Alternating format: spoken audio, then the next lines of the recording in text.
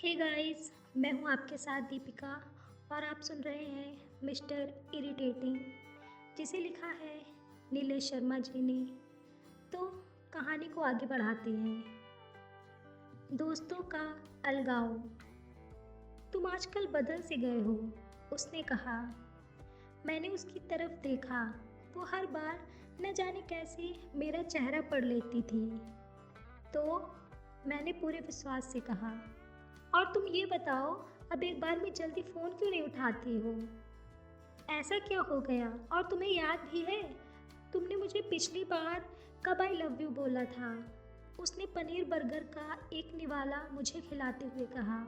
उसका चेहरा उसकी नाराज़गी को साफ दिखा रहा था।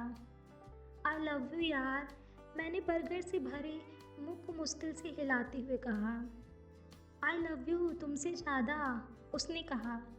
आई लव यू बहुत ज़्यादा, मैंने प्रतियोगिता में भाग लेते हुए कहा। आई लव यू सबसे ज़्यादा, now I win, no more discussion. उसने प्रतियोगिता का फैसला सुनाया। वो मेरे होठों पर लगे टुकड़े को साफ करने लगी। हम वेब मॉल के मैगडी में बैठे थे। अपने एग्ज़ाम के बाद हम पहली बार साथ में घूमने आए थे। मैंने ये 17 दिन बहुत मुश्किल से बिताए। हर पल मेरे दिमाग में काव्या के लेटर में लिखे वो शब्द गूंज रहे थे। अभी तक मुझे काव्या के बारे में कुछ पता नहीं चला। मैंने उसकी सारी फ्रेंड्स को कांटेक्ट किया जिसे मैं जानता था, पर किसी को काव्या के बारे में कुछ पता नहीं था। मैंने कॉलेज से उसके घर का पता निकलवाया। उसके करीबी सूत्रों से पता चला कि वो घर पर नहीं है।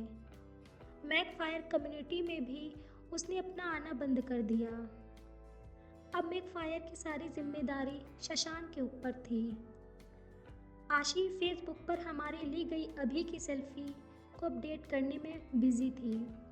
Exam over, feeling awesome with my Duffy, उसने बुदबुदाते हुए कहा।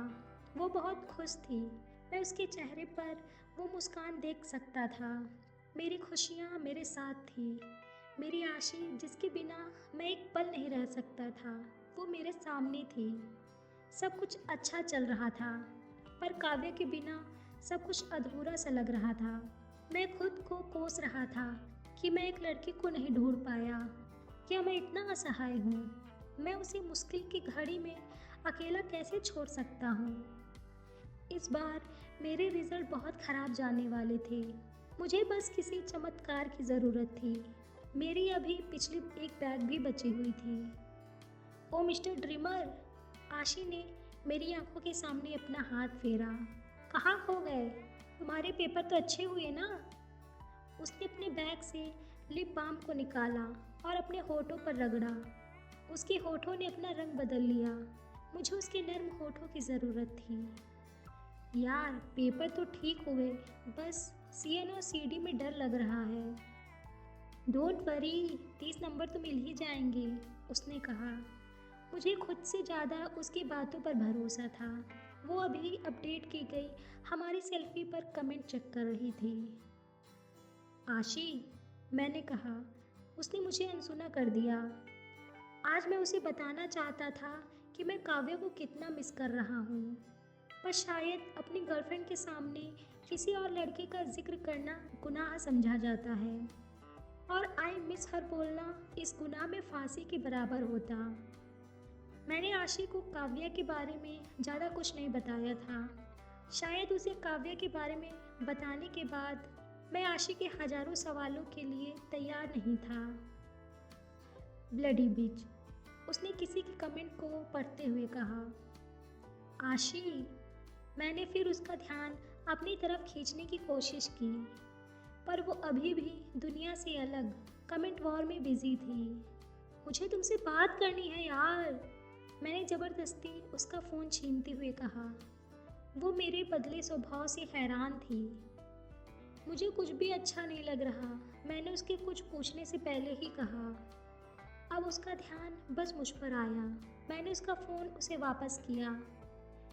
क्या हो गया मेरे डफ़ी को?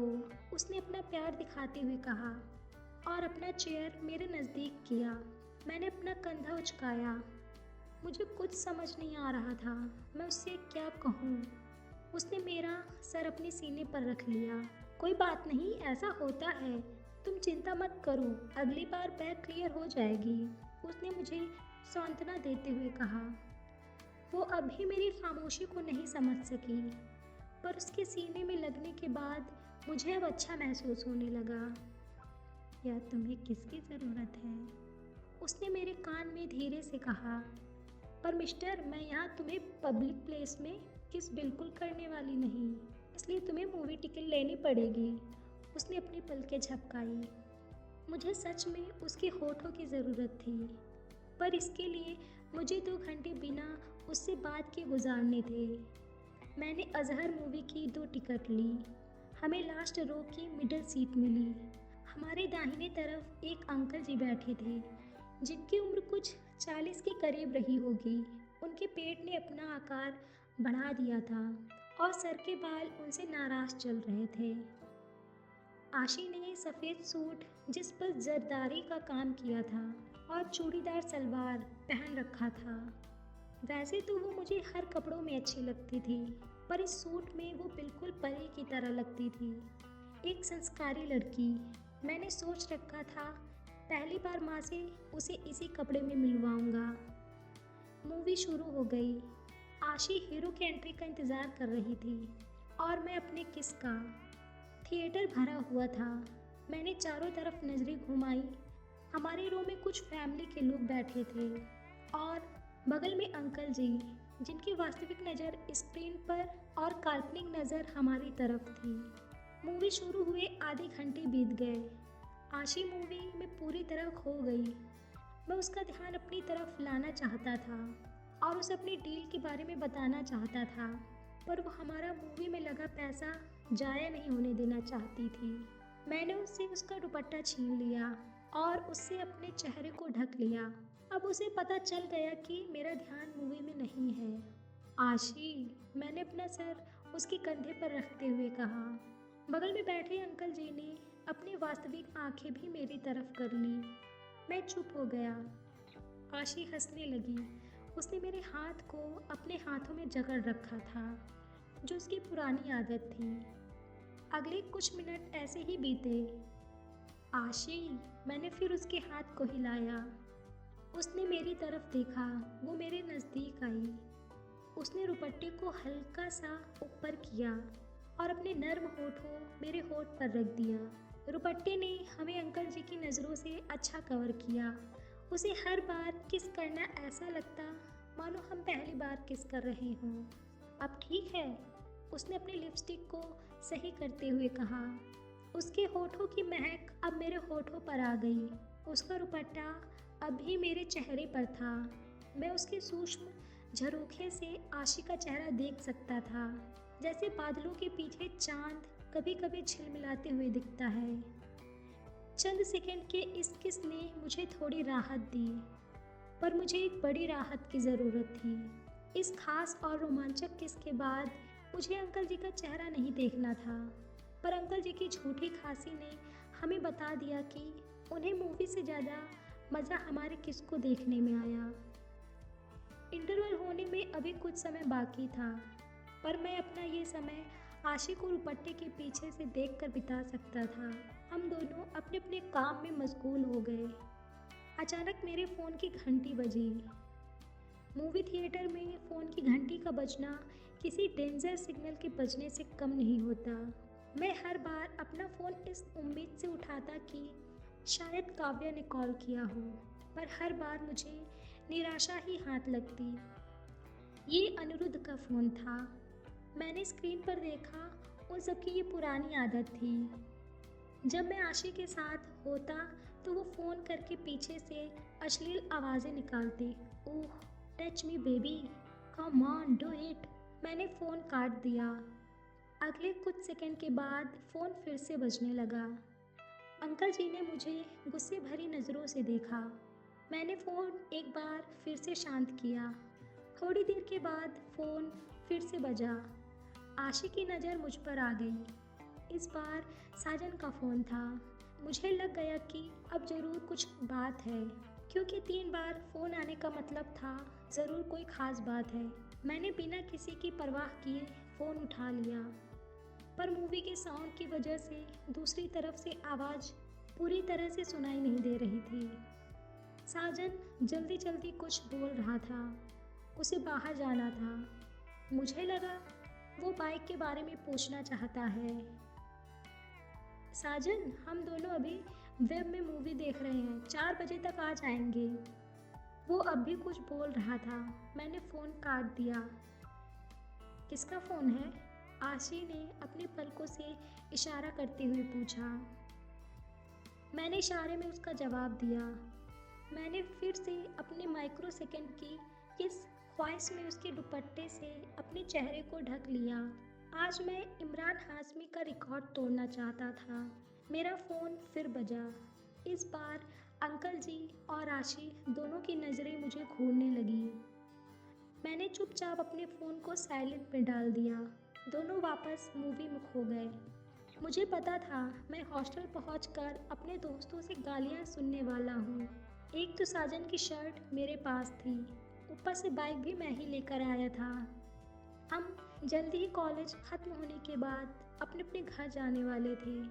हमारे एग्ज़ाम ख़त्म हो चुके थे। आशी लखनऊ में रहकर गेट की तैयारी करना चाहती थी, पर मेरा घर जाना ज़रूरी था। दीदी को देखने लड़के वाले आए थे।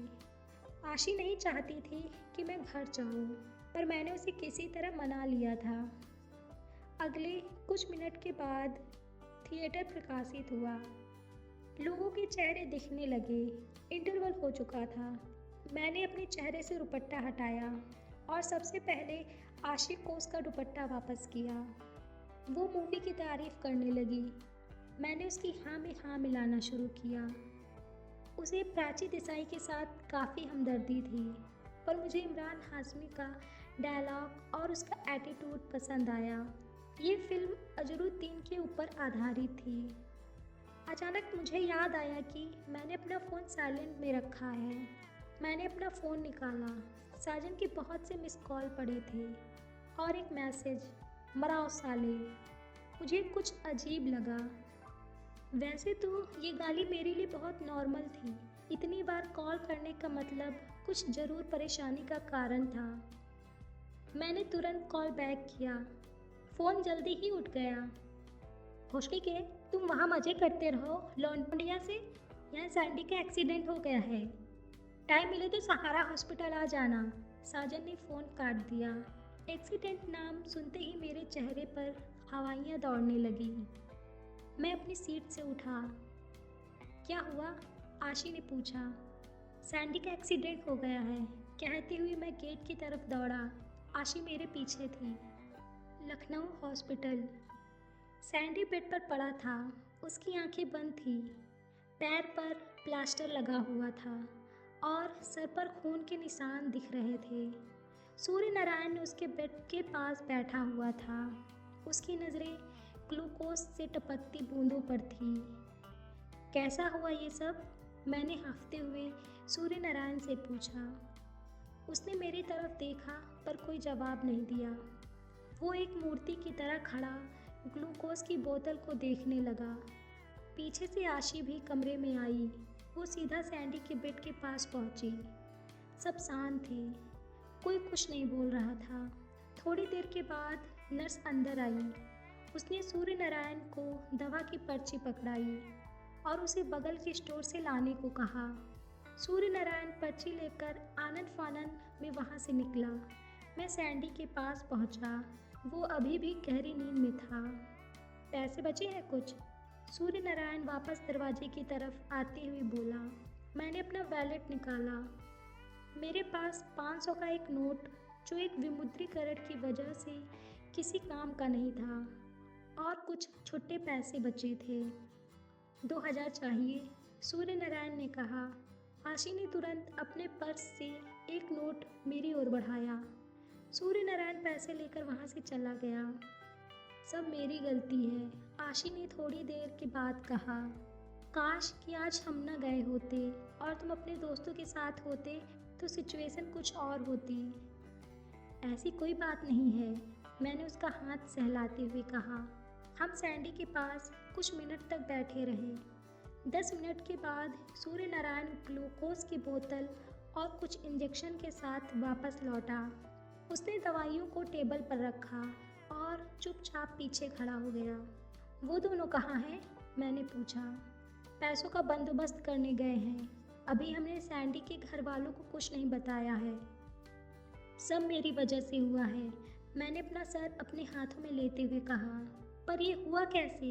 मैंने सूर्य नारायण से पूछा। फिर वही कॉलेज के सामने हाईवे पर रोड क्रॉस करते हुए। ये तो अच्छा हुआ, ज़्यादा चोट नहीं आई। हमारे कॉलेज के सामने नेशनल हाईवे ने पिछले कई सालों में कई जिंदगियां ली थी। यहाँ तक कि काव्या भी उसका शिकार हुई थी।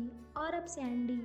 आशी के मोबाइल पर किसी का फ़ोन आ रहा था और वो उसे हर बार काट दे रही थी। शाम के 7:30 हो रहे थे और आशी के हॉस्टल पहुंचने की टाइमिंग 8 बजे तक की थी। अनंत, इसे हॉस्टल छोड़ दो, लेट हो रहा है, सूर्य नारायण ने कहा। सैंडी अब ठीक है, बस उसे नींद का इंजेक्शन दिया गया है। मैंने आशी की ओर देखा। वो जाने को तैयार नहीं थी। वो थोड़ा टाइम और वहाँ रुकना चाहती थी। जैसा होगा मुझे कॉल करके बता देना और पैसे की चिंता मत करना, कल मेरे एटीएम में पैसे आ जाएंगे, आशी ने ऑटो में बैठते हुए कहा। मैंने अपना सर हिलाया। उसका ख्याल रखना, उसने जाते हुए बोला। मैं आशी को ऑटो में बिठाने के बाद हॉस्पिटल पहुंचा। वहाँ साजन और अनिरुद्ध पहले से मौजूद थे। मुझे पता था यहाँ माहौल गर्म होने वाला है। सॉरी यार, मैंने नज़रें चुराते हुए कहा। सॉरी अपने पिछवाड़े में डाल लो। साजन का गुस्सा 7वें आसमान में था। साले, ऐसे ऐसे दोस्त हैं, यहाँ दोस्त मर रहा है और एक गर्लफ्रेंड के साथ घूम रहे हैं, वो कहते हुए बड़बड़ाने लगा। भाई, मुझे नहीं पता था ये सब अचानक कैसे हो गया। मैं उसे समझाने की कोशिश करने लगा, क्योंकि गुस्से में उसे समझाना एक मुश्किल भरा काम था। साले, तुझे तो ये भी नहीं पता हमने कितनी बार तुझे कॉल किया, अनिरुद्ध ने कहा। अरे भाई, मैंने फ़ोन उठाया तो था पर वहाँ आवाज़ नहीं सुनाई दे रही थी। छोड़ो यार, इसमें इसकी कोई गलती नहीं, सूर्य नारायण ने मेरी तरफदारी की। अबे तुम चुप रहो, बेंचोद एक बार जाकर फ़ोन नहीं उठा सकता था? अब दोस्त से बड़ी लड़की हो गई, साजन ने हाथ लहराते हुए कहा। यार, ये ज़्यादा हो रहा है, मैं मान रहा हूँ मेरी गलती है, पर उसे बीच में क्यों ला रहे हो? तेरे लिए तो अब दोस्ती का कुछ मतलब नहीं है। वो 2 दिन की आई लौंडिया अब इम्पोर्टेंट हो गई, साजन ने बिना मेरी बात सुने फिर से कहा। अब उसके बारे में एक शब्द भी मत बोलना। मैंने भी इस बार अपना गुस्सा दिखाया। बोलूँगा साले, क्या उखाड़ लेगा? इसी बीच के चक्कर में एक दिन तू अपना सब कुछ गंवा देगा। वो साली सब बर्बाद कर देगी। मैंने उसका कॉलर पकड़ लिया। तुम्हारी हिम्मत कैसे हुई उसे गाली देने की? उसने भी मेरा कॉलर पकड़ लिया। अनिरुद्ध और सूर्य नारायण हमें छुड़ाने के लिए कूदे। सालों, आपस में लड़के मर जाओ, अनिरुद्ध ने मुझे ढकेला। उसे होश आ गया, लड़ना बंद करो तुम लोग, सूर्य नारायण चिल्लाया। मैं भागकर सैंडी के पास पहुंचा। उसकी आंखें खुल चुकी थी। वो हमें अपने सामने खड़ा देख रहा था। सॉरी यार, मैंने उसके बालों पर हाथ फेरा। उसने एक सूखी मुस्कान बिखेरी। साला, जब लड़की ज़िंदगी में आ जाए तो दोस्त की किसे परवाह होती है, साजन बड़बड़ाया। मैंने मुट्ठियाँ भींच ली। वो बिना मतलब का बवाल कर रहा था। इसमें आशी की कोई गलती नहीं थी और वो उसका सारा जिम्मेदार आशी को मान रहा था। अबे अब छोड़ ना, जो होना था वो हो गया, अनिरुद्ध ने उसे समझाते हुए कहा। सैंडी मुझे देख रहा था। उसका चेहरा सूखा पड़ा था और आंखें नम थी। क्यों छोड़े? साला, इनके लिए इतना करो, ये है कि गालियाँ दे रहे हैं। साजन अभी भी शांत होने का नाम नहीं ले रहा था। साजन, अब तेरा ज़्यादा हो रहा है, मैंने उसे चुप कराते हुए कहा। कुछ ज़्यादा नहीं हो रहा है, बस तू यहाँ से चला जा, हमें तेरी कोई ज़रूरत नहीं, हम सब देख लेंगे यहाँ जो भी करना होगा। मैंने अनिरुद्ध की तरफ देखा। उसने भी कुछ नहीं कहा। आज के बाद सारी दोस्ती खत्म, साजन ने ऐलान किया। मैंने आखिरी बार सैंडी की ओर देखा। वो शायद कुछ बोलना चाहता था। मैंने अनिरुद्ध की ओर देखा, उसने भी कुछ जवाब नहीं दिया। अभी मेरा वहाँ से जाना ही सही था। मैं वहाँ से निकल गया।